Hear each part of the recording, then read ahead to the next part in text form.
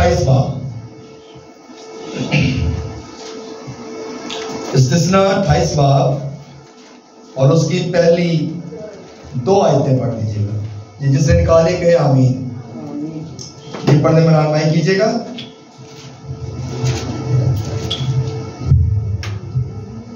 خداوند کے زندہ پاک کلام میں یہ لکھا ہے، اور اگر تو خداوند اپنے خدا کی بات کو جان فشانی سے مان کر اس کے ان سب حکموں پر جو آج کے دن میں تجھ کو دیتا ہوں احتیاط سے عمل کرے، تو خداوند تیرا خدا دنیا کی سب قوموں سے زیادہ تجھ کو سرفراز کرے گا. اور اگر تو خداوند اپنے خدا کی بات سنے تو یہ سب برکتیں تجھ پر نازل ہوں گی اور تجھ کو ملیں گی.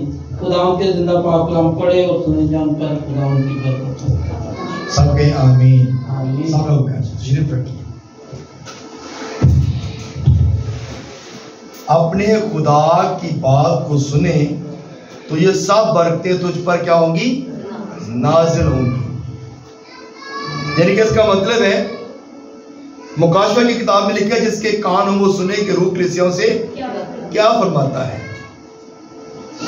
جس کے کان ہوں وہ سنے، یعنی کہ اس کا مطلب ہے خدا نے ہمیں روحانی کان بھی دیے ہوئے ہیں. آمین. ہمارے اندر روحانی کان بھی ہیں اور دنیاوی کان بھی ہیں. لیکن کلام مقدس کیا فرماتا ہے؟ جس کے کان ہو وہ سنے کہ روح کلیسیوں سے کیا فرماتا ہے. اور روح کلیسیوں سے یہ فرماتا ہے کہ اپنے خدا کی بات سنیں اور وہ کیا کرے گا؟ اپنی ساری برکتیں جو ہیں وہ ان پر کیا کرے گا؟ نازل کرے گا. تو خدا دیا برکتاں کنیاں ہیں، کوئی گن سکتا ہے؟ کوئی گن نہیں سکتا. خدا کی اتنی برکتیں ہیں، اتنی برکتیں ہیں، ہماری زندگی کا اینڈ ہو سکتا ہے لیکن خدا کی برکتیں ختم نہیں ہوں گی. اولاد خدا کی طرف سے میراث ہے، برکت. تو گھر سے جاتے ہوئے بھی مبارک ہوگا، برکت. باہر سے گھر میں آئے گا مبارک ہوگا. تیری اولاد مبارک ہوگی. جہاں پر تو جاب کرتا ہے وہاں پر تو مبارک ہوگا. تیری ہر طرح کی پریشانیوں کو خدا دور کرے گا.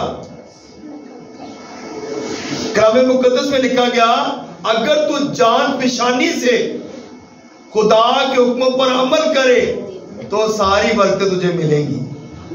اور اگر ہم جان پہچانی سے خدا کے حکموں پر عمل نہیں کرتے تو پھر اگلی بات لکھی ہے کہ یہ ساری لعنتیں بھی تجھ پر آئیں گی. یہ نہیں کہ صرف برکتیں ہی آئیں گی، لعنتیں بھی آتی ہیں.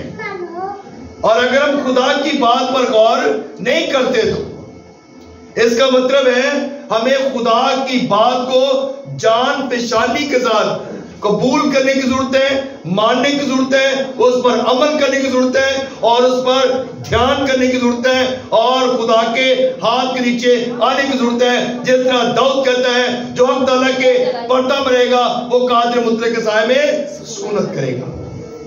آمین.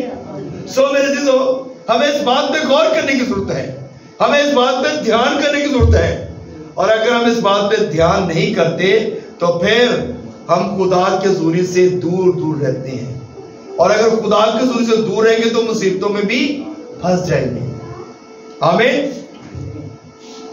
میرے عزیزو،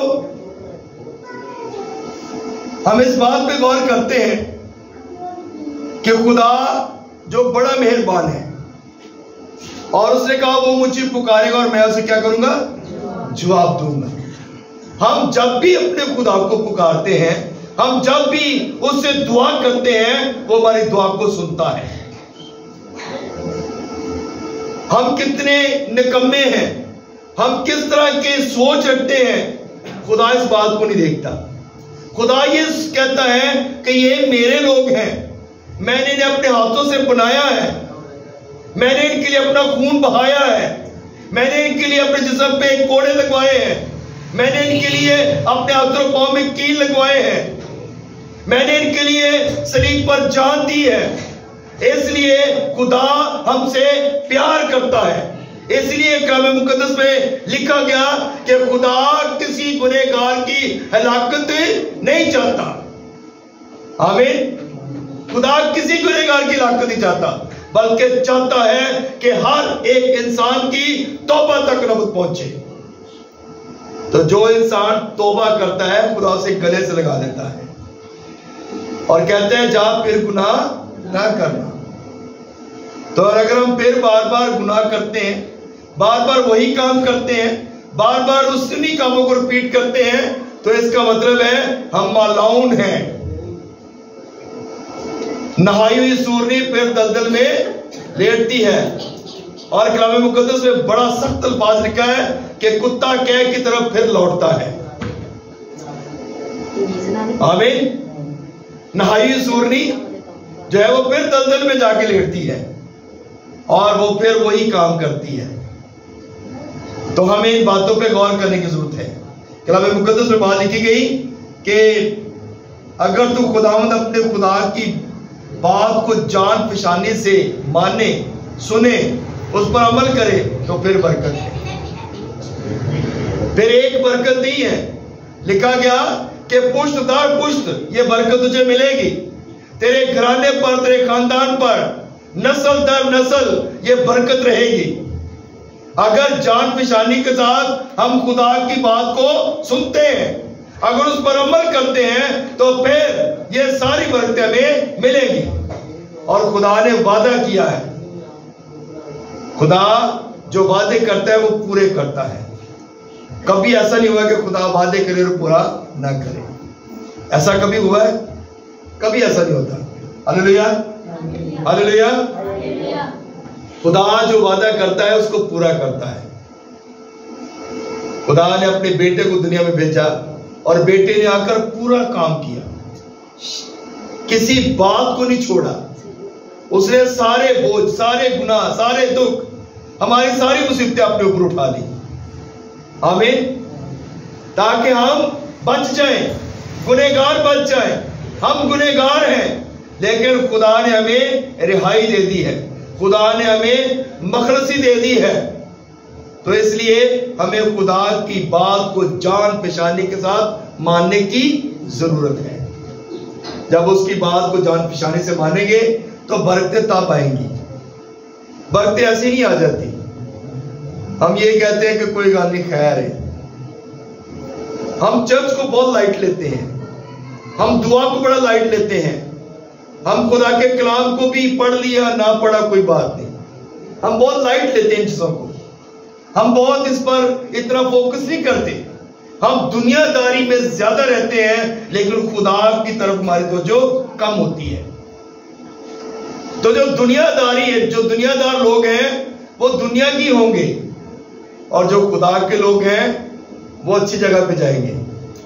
دنیا دار لوگ کہاں پہ جائیں گے؟ جہاں رونا اور دانتوں کا پیسنا ہوگا۔ اور جو خدا کے لوگ ہیں وہ کہاں پہ جائیں گے؟ جو اس کی عبادت کرنے والے لوگ ہیں وہ کہاں پہ جائیں گے؟ جو اس کے ساتھ جھکنے والے ہیں وہ کہاں پہ جائیں گے؟ جہاں پہ ہمارا خدا رہتا ہے، جہاں پر ہمارا یسوع رہتا ہے۔ اور لکھا ہے کلام مقدس میں کہ پھر تم مجھے روبرو دیکھو گے۔ آمین۔ اب تو ہمیں دھندلا سے نظر آتا ہے نا، اب تو ہم شاید اس بات پہ ہمیں اس بات کا اندازہ بھی نہیں ہے، لیکن کلام مقدس فرماتا ہے پھر ہم روبرو دیکھیں گے، ایک دوسرے کو آمنے سامنے دیکھیں گے، اپنے خدا کو اپنے سامنے دیکھیں گے کہ یہ میرا یسوع ہے جس نے میرے لیے جان دی ہے۔ ہاللیلویا۔ پھر ہم روبرو دیکھیں گے۔ تو میرے عزیزو، جب خدا کے ساتھ دل لگائیں گے تو پھر برکت ہے، اور اگر ہم خدا کے ساتھ دل نہیں لگاتے تو برکت کوئی نہیں ہے۔ تو میرے عزیزو، اس بات پہ ہم آج غور کر رہے ہیں کہ خدا کی بات کو جان فشانی کے ساتھ مانیں، اس کے حکموں کو مانیں، جان فشانی کے ساتھ، اپنی جان سے بڑھ کر، یعنی کہ ہمارا آخری سانس بھی جو ہے وہ بھی خدا کے نام سے نکلے تو پھر برکت ہے۔ جان دینے تک وفادار رہے گا تو پھر زندگی کا تاج ہے۔ اور اگر ہم 4 دن عبادت کر لی، اس کے بعد پھر وہی کام کیے، پھر عبادت کر لی 4 دن، پھر اسی کاموں میں لگ گئے، تو پھر برکت نہیں ہے۔ تو میرے عزیزو، ہم نے مکمل طور پر خدا کے حضور جھکنا ہے۔ نہ تو جو خدا کے لوگ ہیں وہ نہ سردی کی پرواہ کرتے ہیں، نہ گرمی کی پرواہ کرتے ہیں، نہ موسموں کی پرواہ کرتے ہیں۔ بلکہ ان کا صرف دھیان ایک ہی ہوتا ہے کہ ہم نے خدا کے گھر میں جانا ہے۔ داؤد بھی یہی کہتا ہے، میں خوش ہوا جو میرے آنکھ لگے کیا ہو یہ ہوا نے کہا چلیے۔ آمین آمین۔ ہماری سوچ بھی ایسی ہونی چاہیے، ہماری سوچ ایسی ہونی چاہیے کہ خدا کے گھر کی بیل ہو گئی ہے، اب ہمیں خدا کے گھر میں جانا ہے، اب ہم نے خدا کے گھر کو ٹائم دینا ہے، اب نے خدا کی عبادت کرنی ہے۔ جب خدا کی عبادت کریں گے تو خدا اپنا فضل ہم پر نازل کرے گا۔ آمین۔